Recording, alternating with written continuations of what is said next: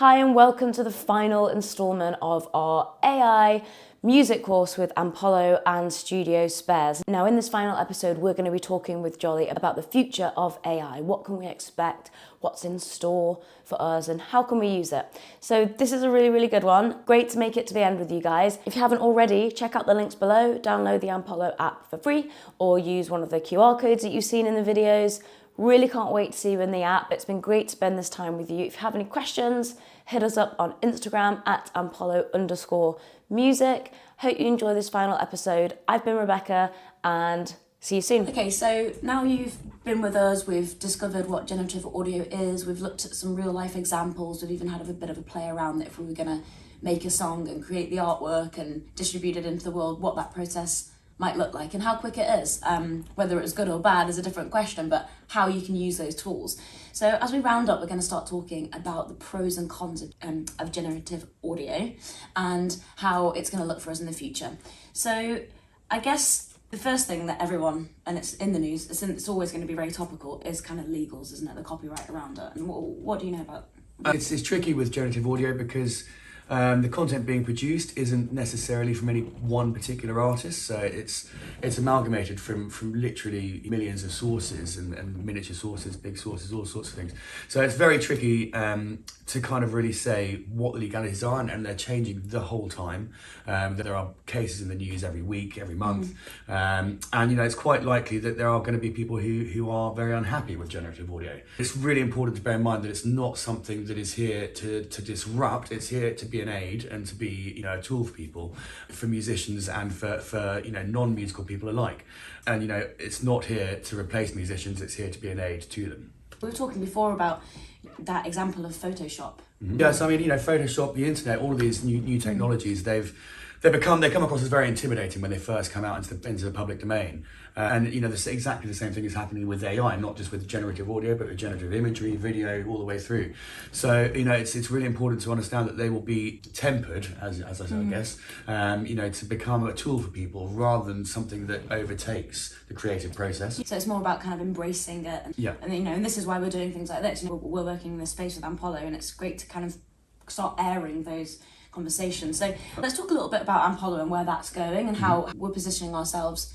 We are an aid to musicians in their creative process. So I'd love to learn a bit more from your perspective what we've got in the pipeline. Yeah, sure. So I mean, with generative audio, quite often, people are assuming it's actually going to be used as comes out of the box. That's not necessarily the case. It can be used as inspiration.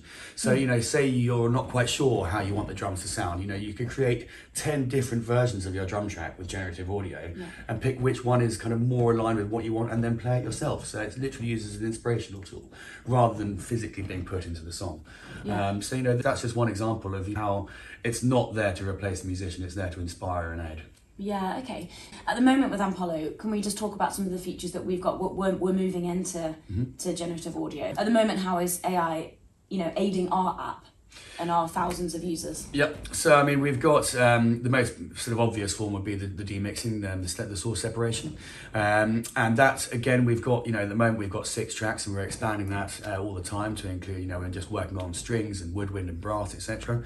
Then you've got all the chord recognition, beat recognition. So for instance, if you want to adjust the tempo of the song and generate a click track, so it has to know what the original tempo is, generate the click track, and then also you can adjust the tempo relative to that. So that's all using AI.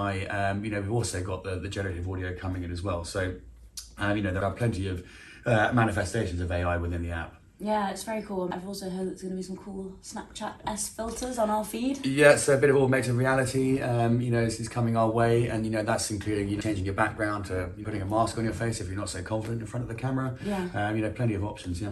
It's cool. We're filming this from our studio here in London, and downstairs, I don't know if you noticed, but on the board it was saying drummer wanted, and it's so great that within our community on the app that people have been finding other musicians there and they've been finding bandmates. They might not have happened to walk past that board in real life, but they've found them on the feed. Being a musician, it really excites me when I see people connecting on there. All social platforms try and do it. It's kind of amalgamating all the information into one space to make it easier to find. A true home for musicians. Yeah, indeed. So I get really excited about the future and what's going to happen, and really I could talk about it for ages. And I think when we're talking about generative audio, it already feels quite accomplished. And when you really start to think about it, you think, okay, wow, that's actually amazing. Even just how the time scale of what might take weeks in a studio, old school studio, you've just got that sound new and made just off the back of you, right? Basically asking for it. It's pretty cool. So how, we're talking a bit about how it learns, and I think we kind of understand that, but what's the kind of time frame on that? At the moment, it's taking an X amount of time to learn how to do that. Is that going to only get quicker and quicker and quicker? Yeah, I mean, essentially, the model that we use will be constantly trained. The length of time it takes to learn isn't really relevant to the end user. That is more relevant to our training processes. What is relevant to the user is how long it takes to generate the audio. So at the moment, it's relatively long. We're always aiming to reduce that amount of time, so the user's not hanging around waiting for their output. The training process itself is incredibly complicated. The way that we're approaching it is very different from some of the other solutions like Facebook and Meta and Google. So we're definitely going to be coming up with hopefully a faster training process, which will also hopefully result in a faster generation process. Okay, so that's kind of the next iteration of it. We're expecting it to be just almost instant. Things get quicker and quicker. Maybe not instant, we'll do our best. Yeah. So, you're saying that you're training it. Maybe this is a silly thing, but I feel like lots of people might be thinking this. Are you then, you're receiving the information back, and then you're saying, no, not like that, actually. You got that bit wrong and that bit right. I mean, it's very layman's terms, but just for us to kind of understand how it's learning. Yeah, there are kind of two parts to the training, really. There's a mathematical side to it, which is, it's not a hands-on process training, so it's not like literally you're telling it what to do, you're giving it data, and it's just spending time processing data, really. And while it's processing, you can see how the training is going, and quite often you'll see a plateau. When you hit that plateau, that means it's pretty much learned all it can from the data that you've given it. So then you go and ask it to produce something, see what the results are like, and if they're lacking in one particular way, you try and give it data that will try and buffer that poor performance. So you see it's hit a plateau, let's give it some more data, or maybe we didn't give it enough in that. Yeah, so I mean, if you train a model purely on pop music, you can pretty much guarantee that if you ask it to produce a classical song, it's going to be terrible. And if you ask it to produce a pop song, it'll have a better chance at doing that. So it's about giving it a nice rounded sphere of data rather than one particular avenue. Do you maybe see that there'll be some models that are trained specifically just in little niches and genres like that, so they're the best of the best kind of thing within that genre? I mean, I think purely by its moniker, popular music, most models are going to be leaning towards generating popular music because, for instance, Google, a lot of their training data was probably scraped from YouTube, and that is majority, primarily filled with popular music. So therefore it is going to be slightly better at generating popular music is the guess. We touched on before when we were saying people feel that maybe it might take their jobs, or it's going to rough up the industry too much, that we'll lose our opportunities. But I think it's nice to talk about celebrating what that might mean for creation. No, I think it's not just artists that are getting worried about generative audio. It's labels as well, and publishers and distributors. And the real thing is that we're not there to hamper any of their abilities, and hopefully it will actually provide new avenues for them and us to hopefully work together, rather than taking their business away. Whether you're a musician or a publisher, it doesn't matter. We want to help, and we want to stimulate the musical culture, not hamper it, not push it down.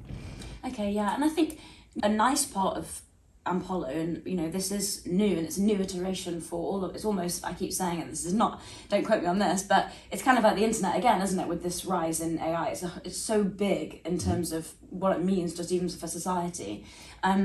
It's quite nice, I've found as a musician, obviously being part of AMPOLLO, that there is a community of musicians to experience that with. So we're kind of collaborating, and we can message each other and say, have you seen this new, piece of tech that's come out, and it's in the app or elsewhere that you might have found it. You're kind of, that's like a hub and a place for us all to experience that together, so it doesn't feel lonely and kind of what's going on out there. We actually, we're together, and we can share our findings and collaborate together. And also bear in mind that worldwide communications such as the internet and World Wide Web, they are still evolving. And that was 20, 30 years ago that started. Yeah. And so it's very likely that it's going to take a long time for true generative audio to really make an impact like the internet has. So it's not going to happen overnight, but the changes, the impact of it, and the definitely the cultural stigma of it is going to be much, much quicker. And it's the fear of the unknown in a lot of ways, which is what is concerning people, but there is no need to be worried. Most of the people, 99% of the people who are generating this technology are very sensitive to that stigma. Yeah, well, I mean, I'm excited for it. Do you think we'll ever be able to tell the difference when it gets much better? 100%. I mean, I think, just with the CGIs is another good example. CGI when it first started out was absolutely terrible. And now, it's very, very good, but you can always tell what is CGI. Yeah. And I think we'll probably always be able to tell what is generative audio. Nice, that's exciting. Does our model have a favourite genre? Or? At the moment, no, we're trying to keep away from particular genres. I mean, I certainly do have my favourites, but no, we're trying to keep it as open-minded as possible, really. Yeah. And when do you think we'll start to see that? When can we start playing with it? I would hope to say in the new year, early next year would be great. And also, we have a couple of different manifestations of it coming. So I'll leave some of the details out, but a bit of a surprise. Well, that's so exciting. Yeah. Well, I mean, thank you everyone who's made it this far in our series. It's been really great to share this knowledge and just open up the conversation. We're all learning about what this means and kind of just showcasing the tools that are out there and learning a bit more about it. We hope aids the creative process and we see some exciting things from it. So, download the app. We have a freemium version. It's not all paid subscription. There's loads of great tools that you can access on there, find other musicians and really get involved in this next wave of music creativity. Looking forward to it. Thanks.